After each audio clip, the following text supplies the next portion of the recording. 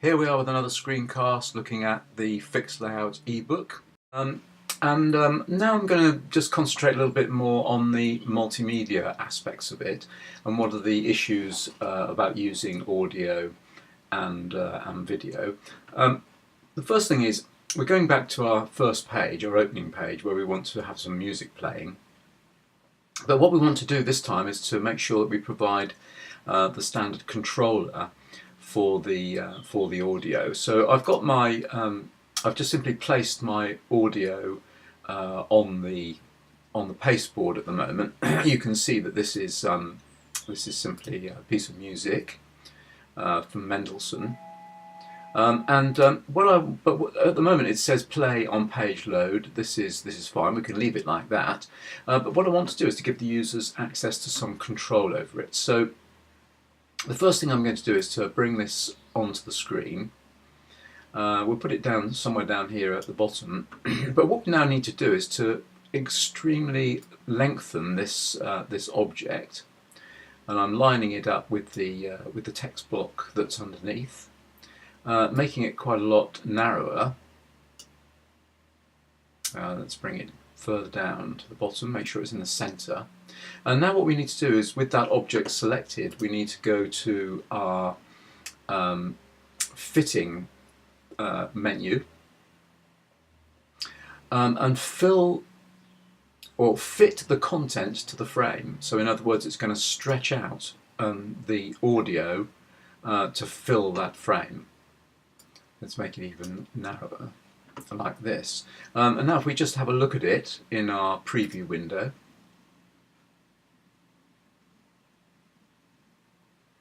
you'll see that we've now got this controller at the bottom of the screen, which is starting up straight away. But of course I can control how this plays. So if I want to just listen to the music on this first page, then I've got the access to it. And what I'm going to do now is just to make that slightly larger. I just also want to indicate to you that I can optionally make this not play on page load. I can simply leave it so that the user can actually play the video. Play the audio. You'll notice that it says stop on page turn as well as an option, but in fact that's not really going to be any point to that, because it will stop anyway when we move on to the next page. Okay, let's just take one more look at that. So now it shouldn't play to begin with, but the user can simply click this button to play the audio. Bear in mind that we should really provide some user feedback, a message to indicate what this audio is. I'm only really taking this, just giving you a few ideas about how you might control the audio or the multimedia, but you do need some kind of labeling on here now. Okay, let's just have a look at some other options. Okay, so now we're going to create some buttons to simply play and pause the audio that we have available to us. So what I'm going to do now is to place a very simple pair of buttons that I've got here.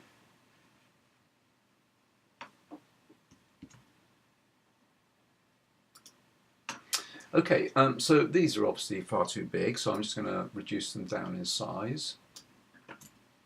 And I think the best thing to do is for us to actually zoom in to this area of the screen here, because it's going to be a lot easier for us to see what's going on here. So I've got my audio available, Mendelssohn's Overture, and I've got these two buttons. But what I want to do now is to make a circular object and then fit these items or part of these items into that object. So I'm going to select my elliptical frame tool and create a circle that will be more or less the same size as this object here. Let's just move that to one side, and then what I'm going to do is to copy this, or in fact I'm going to cut it so that I have it in my pasteboard, and then I'm going to paste into that circle. Now with my direct select tool, I can then move that object inside until I've got it in a position that I like for this particular object. It's probably around about that sort of size. And then I'm going to copy that object and do the same thing again, but this time move it along for the pause part of the button.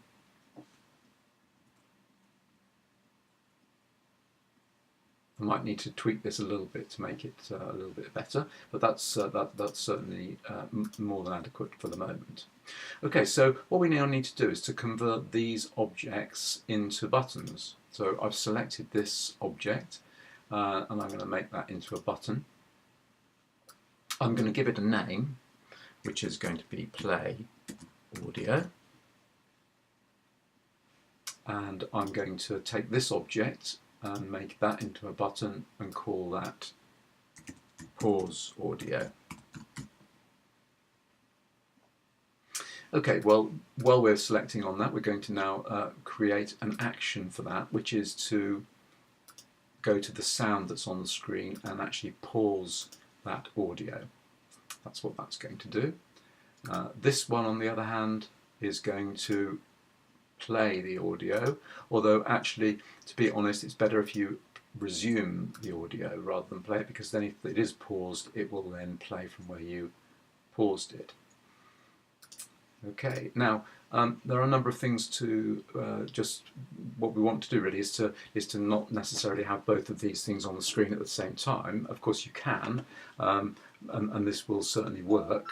So let's just have a look and see how this will work if we now zoom out and put these objects back onto the screen. Now bear in mind that as I said before, you really do need to make these objects, make it clear what these objects actually do.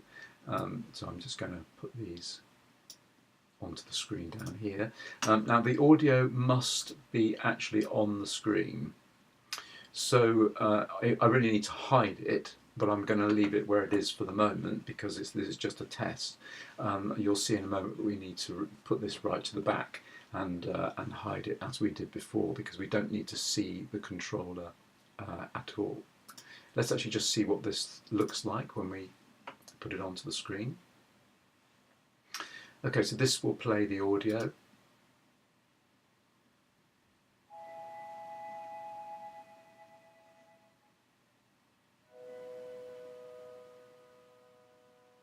And this will pause the audio, and this will resume the audio.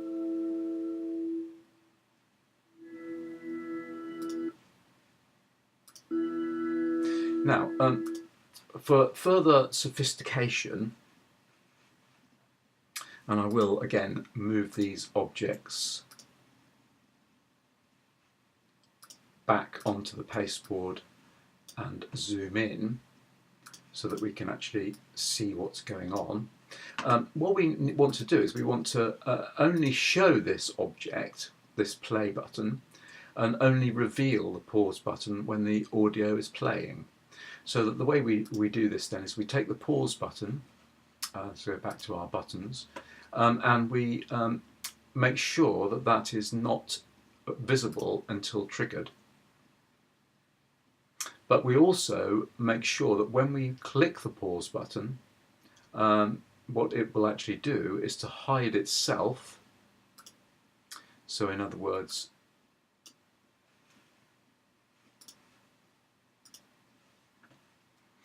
yeah, so this object here, when I click it, will hide itself. So in other words, put the line through the eye. But it will also reveal the play audio button, which of course at the moment is not hidden. But that's what is going to happen with this object. So this is our play or resume button. We're actually going to make that show the pause audio, and it's also going to hide itself. Okay, let's just have a quick look and see how that actually works in the preview window. So to begin with, we have simply a play button. When we play the audio, then the pause button appears. When we pause it, the play button appears. Now that's obviously very, very tiny for you to see, so what I'm going to do now is to now put these objects on top of one another. And in fact, this is something else to be aware of. We should really look at the under window and under object and layout, we want the align section, because what we want to be able to do is to say, well, those objects should be aligned in this direction, and they should also be aligned in this direction.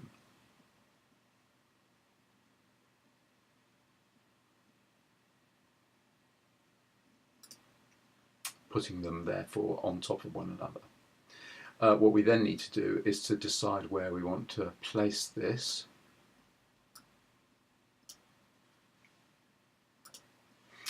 And what I'm going to do as well is I'm going to take the audio and make it very, very tiny and position that underneath this object.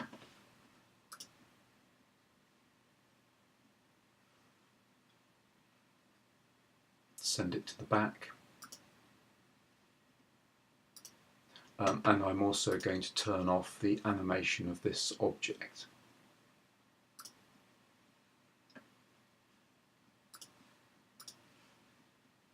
Okay, now let's actually have a look at the preview window again. And as you can see, we have the audio playing.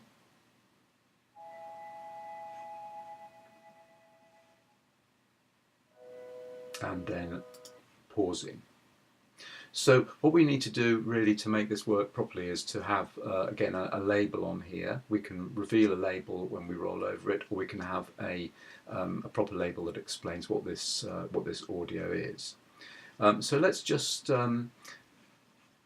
finally, to show ourselves what this is actually going to look like, we'll now export this to the fixed layout EPUB and have a quick look to see what that looks like. So here we have our new version loading up in iBooks.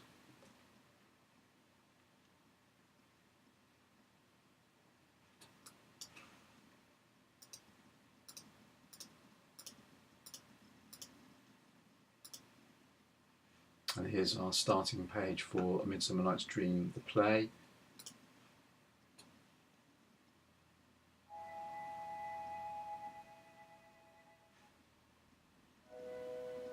But as you'll see, the music will stop when we move on to the next page.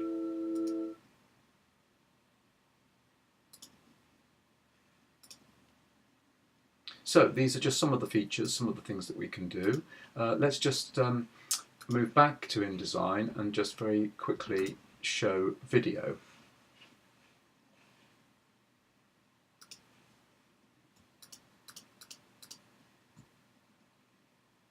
Right, now on this page here, I'm sorry, the next page actually, what we want to do is to show a little clip of video. So we have, again, we place video just like we place images and audio. So I'm just going back to mine. I've just got a short clip of video which I want to place here. Now there are one or two things about video that we need to be aware of. Let's look again at our media window. So now you can see that I've got a frame. By default, you always have an image that shows when the video isn't playing. I'm just going to reduce this down, and I'm also going to make sure that this text wrap is also set to stop and start the text. And I'm going to put this little bit of video at this point in the play. But you'll see that when I look at the media window, you'll see that I've actually got the ability to change the poster frame, that is the place where the video, the image that represents the video. So what I can do is to actually play the video.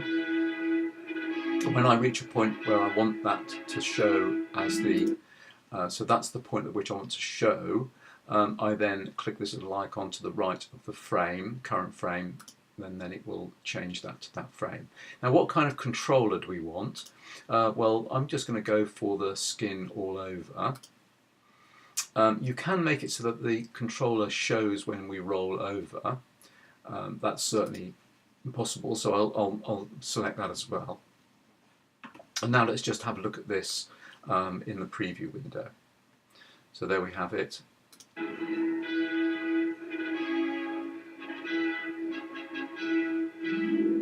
And this is from Midsummer Night's Dream 1934 film. Obviously we need to put a caption here to explain what this video is.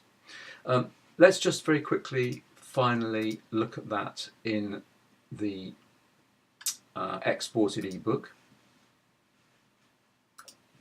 Once again, overwriting that, of course you're going to see a few errors as well. We always see a few errors that we need to tidy up before we do the final version of this. But nevertheless, yeah, there's a slight error there. Let's just have a look and see what this version looks like, and we'll move into that part of the play. So let's go straight to Act 1, Scene 1. And here's our video. So as you can see, the controller appears when we roll over it, but we can as well increase the size to full screen. That is a default setting. Hippolyta, I wooed you with my sword and won your love, doing you injuries. But I will wed you in another key. Okay, there we are.